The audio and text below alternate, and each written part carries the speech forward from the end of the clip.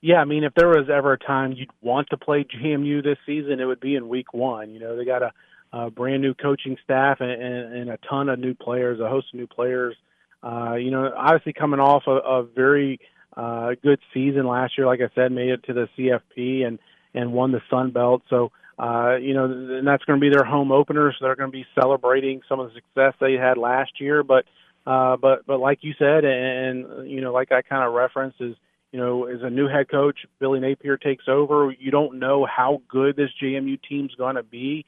I know they were picked to repeat in the Sun Belt in their media days that came out earlier this week, but you really don't know. And we talked about this earlier in the summer. Is it's so hard to try to make guesstimates at what these college football teams are going to be, especially in the group of six level is because they have so much turnover. I mean, you can say the same thing for Liberty. I mean, Liberty's brought in 40% of its roster is going to be brand new. So a lot of new faces, especially on the defensive side of the ball in the secondary, where you might have an entirely new look defensive secondary for the Flames starting in week one. So, a group that has never started a game. Nobody in that group has started a game at Liberty. Perhaps could be in week one. So a lot of question marks for the Flames too. Now you are in the fourth year of Coach Chadwell, and you like to think there's some continuity, but there's also a lot of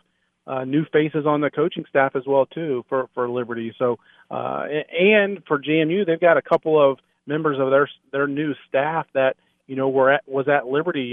Josh Lynham was Liberty's linebacker coach last year. Now he's over at JMU, and also a former assistant coach under Hugh Freeze has also joined the staff there. So they're familiar with Liberty. They're going to be wanting to beat the Flames and get off to a good start.